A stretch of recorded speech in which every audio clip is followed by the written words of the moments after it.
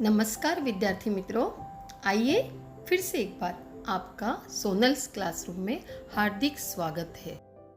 आज हम हिंदी लोक भारती 10वीं कक्षा की पाठ्य पुस्तिका में जो कव्वाली है हम उस धरती की संतति है, इस कविता पर गौर करेंगे। यह कविता पूरक पठन के लिए दी गई है और इसके कवि हैं उमाकांत मालवीय जी। उमाकांत मालवीय जी को हिंदी साहित्य में नवगीत का भगीरथ कहा जाता है। ना कोई अरमान रखती हूँ, ना कोई फरमान करती हूँ, तहजीब से सुनने वालों को दिलो जान से सम्मान करती हूँ। इस शायरी से साथ ही इस कव्वाली का प्रारंभ करते हैं। कव्वाली यह एक लोकप्रिय काव्य विधा है। इसका इतिहास 700 वर्ष पुराना है। यह तारीफ और शान में गाया जाने वाला गीत है।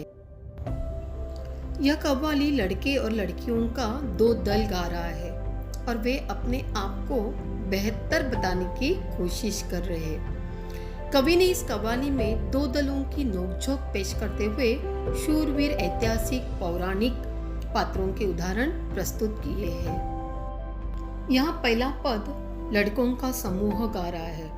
वो क्या कह रहे हैं, सुनते हैं। वो कहते हैं, हम उस धरती के लड़के हैं जिस धरती की बातें क्या कहिए, अजी क्या कहिए, हाँ क्या कहिए।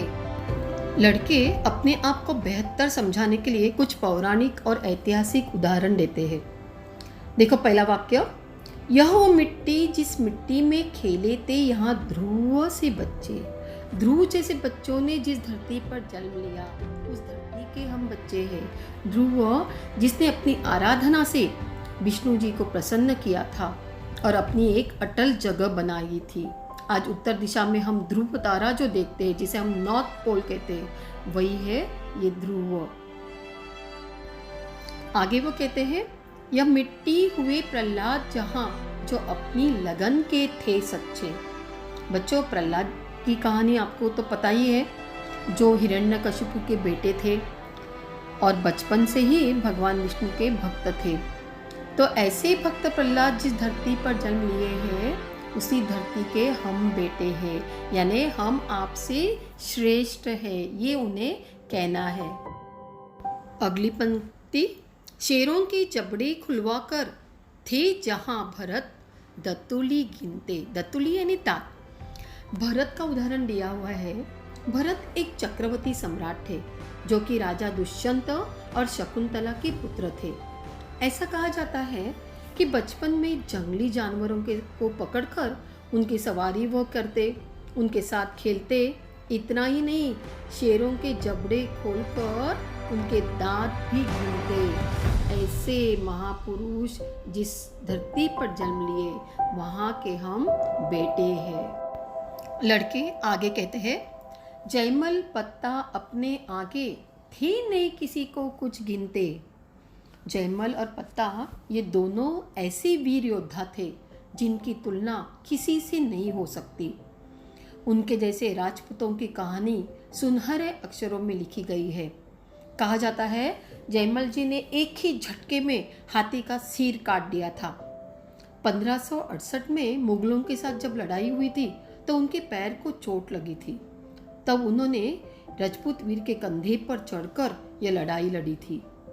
ऐसे पराक्रमी राजाओं की इस धरती के हम बेटे हैं और इसलिए लड़कों को गर्व महसूस होता है और वो लड़कियों को कहते हैं, इस कारण हम तुमसे बढ़कर हम सबके आगे चुप रहिए, अजी चुप रहिए, हाँ चुप रहिए, हम उस धरती के लड़के हैं, अजी चुप रहिए।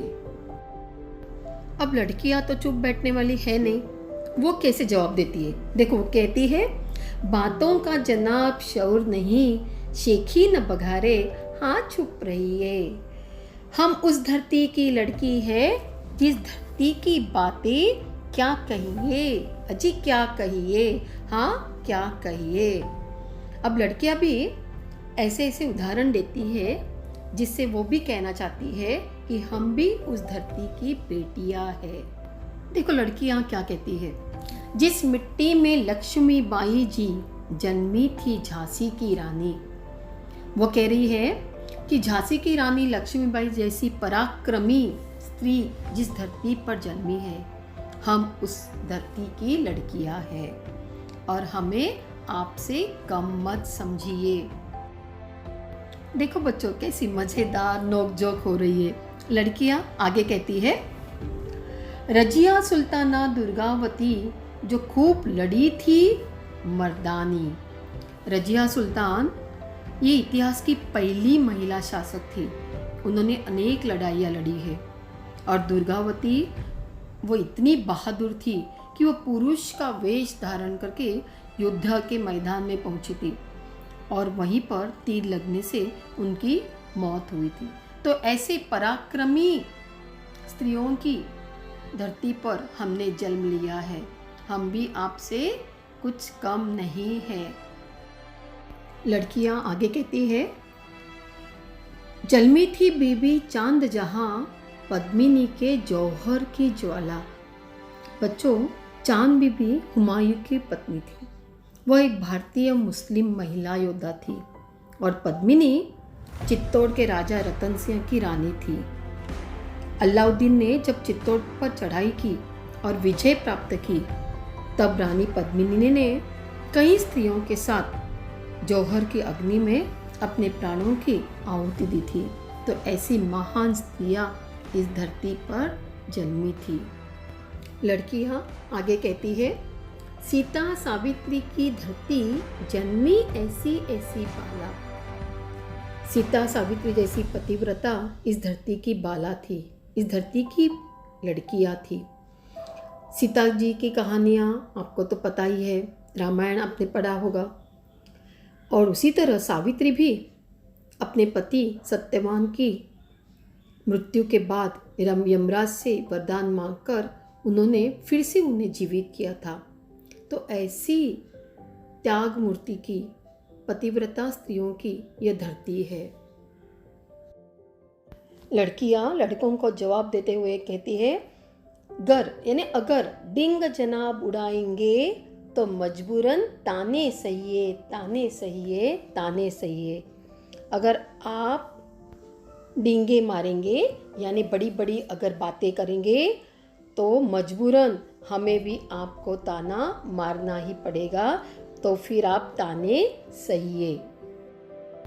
लड़कियों की ये बातें सुनकर लड़के समझ जाते हैं स्त्रियों का महत्व और इनसे जीतना आसान नहीं है, ये भी वह समझ जाते हैं। वो उनसे कहते हैं, यो आप खपा क्यों होती है, टंटा काहे का आपस में, हमसे तुम या तुमसे हम, बढ़ चढ़ कर क्या रखा इसमें, झगड़े से न कुछ हासिल होगा, रख देंगे बातें उलझा के, बस बात पते की इतनी है, ध्रुव या रजिया भारत माँ के बेटे हैं।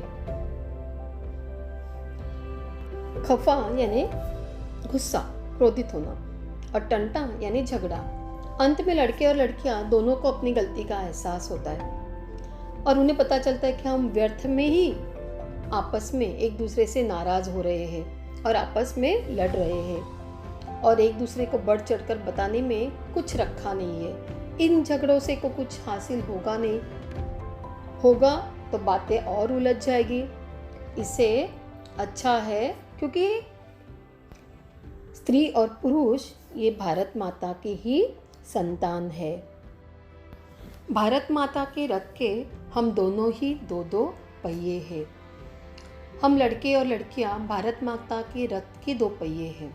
हम दोनों को साथ साथ चल के ही रथ को आगे आगे बढ़ाना होगा और तभी देश का विकास संभव होगा। जब स्त्री और पुरुष कंधे से कंधा मिलाकर चलेंगे और आपस में न झगड़ते हुए यह सोच रखेंगे कि हम सब ही भारत माँ की संतान हैं, दोनों ही बराबरी के हकदार है। इस कव्वाली में बच्चों ने ऐतिहासिक और पौराणिक उदाहरण प्रस्तुत किए थे और आप में हमेशा गलतियाँ ये होती है कि इसमें से ऐतिहासिक और पौराणिक उदाहरण कौन से है यह आप समझ नहीं पाते। तो यहाँ हमने वर्गीकरण करके दिखाया है। ऐतिहासिक पात्र में भरत, लक्ष्मीबाई, रजिया सुल्तान, दुर्गावती, चांद बीबी, पद्मिनी और जयमल। और पौराणिक के उदाहरण हैं ध्रुव, प्रहलाद, सीता और सावित्री। बच्चों, अब आपसे विदा लेती हूँ। उम्मीद करती हूँ आपको ये कव्वाली अच्छी तरह समझी होगी। धन्यवाद।